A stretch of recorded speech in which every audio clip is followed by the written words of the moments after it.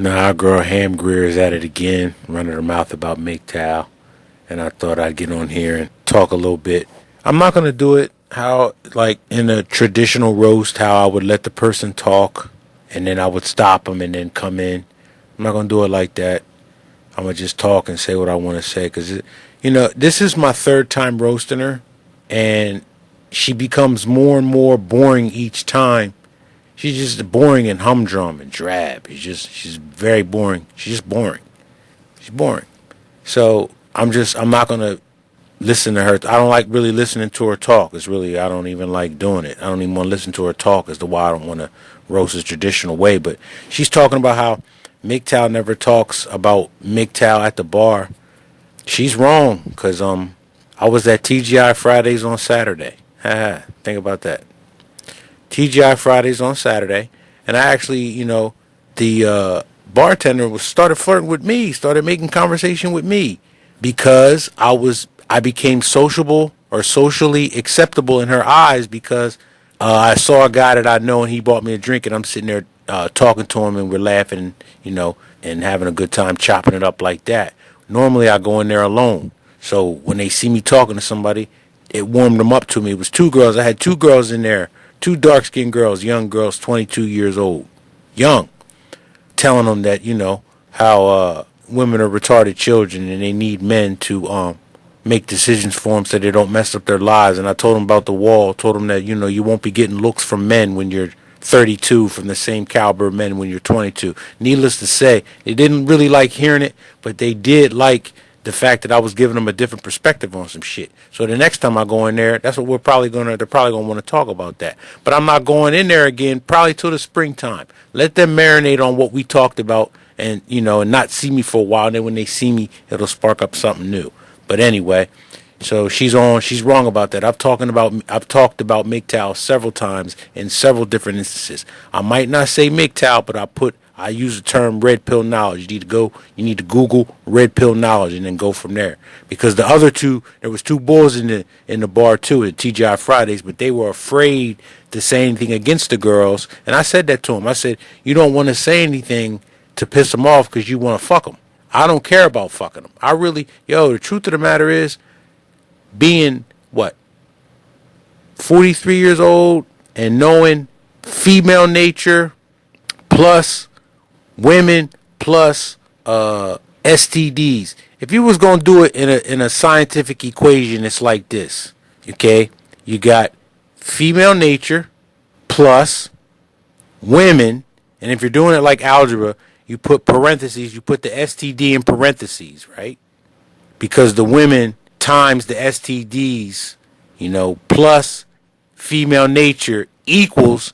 I'd rather not, man. Oh, I just would rather not. The truth of the matter is, I would want to have sex again. I don't want to. I want to do it again. With the red pill knowledge, if I had the sexual desire that I had when I was 24 years old, there'd be no stopping me. And I know some of you, especially women, want to take a shot at my manhood, or you probably can't get it up. Bitch, I can jerk off 3 times a day if I want to. And if I take Viagra, I'll fuck through a wall. So put all that shit to bed. Ain't nobody think about no shit like that. She talked about us MGTOWers living in our mother's basement. No, I do live in my grandfather's house that he bought with his GI Bill and that he raised his family in. And when he passed away in 87, he left it to his wife. So he was a provider. You know what I'm saying? So I'm living in his house, not my grandmother's house, my grandfather's house. Okay? But you can shit on me and say, oh, you living in some shit that was given it to you. So what? That shows resources. That shows some type of wealth. But not only that, I have the ability to fix the house up brand new. For a buddy of mine told me for $60,000, he got his own business and he renovates houses. He said for $60,000, he can get me a new roof, new siding, new carpet, new vinyl floors, new kitchen. He's already done my bathroom. And he's going to do all the walls in the bedroom and stuff like that. Give me a new kitchen, new stainless steel appliances, granite countertop, $60,000. I have the credit. I have the financial backing that I can go get a loan from the bank and pay that shit off. So that's what I'm going to do. You know what I'm saying? She talked about dudes making 45,000 being content. You can be content making 45,000 when you don't have a mortgage and you don't have a girl. You know, shout out to DJ Kuda. I saw his video on this very same creature here, and he said, you know, he likes spending his money on himself. Exactly. That's what I like doing. You know what I mean? I just bought an Xbox One, because my first Xbox broke. So I bought another one because I like to play the games from the first Xbox. I'm not a gamer like that. I bought this thing back in 2002. So the games that I got along the way, that's it. I'm not buying no more game systems, I don't think, after this. I'm sick of them. But anyway, so I don't live in my mother's basement. I got my own shit. You know, you can't let these women look at you, or however they look at you, but you can't see yourself as no Dusty if you got your own car and your own crib. That's it. As long as the shit's decent looking, clean and presentable, they can't say nothing. It might not be, you know, what they would want to live in if they was paying for it, which they ain't paying for. So shut the fuck up. I still do have the means to move a chick in here and let her, you know, service me sexually, but I don't have a desire to have sex with a girl enough to have her move in here. Shit, that bitch would be lucky if I let her stay here 3 nights a week. Seriously. Well, one of them nights being about sex, the other two, yeah, I'll cuddle with her. Yeah, I will, because I don't have the desire to have sex like that. So if you want to be in my presence, I'm not going to have sex with you. I can't. I don't want to. I just can't. You're not worth it to me anymore.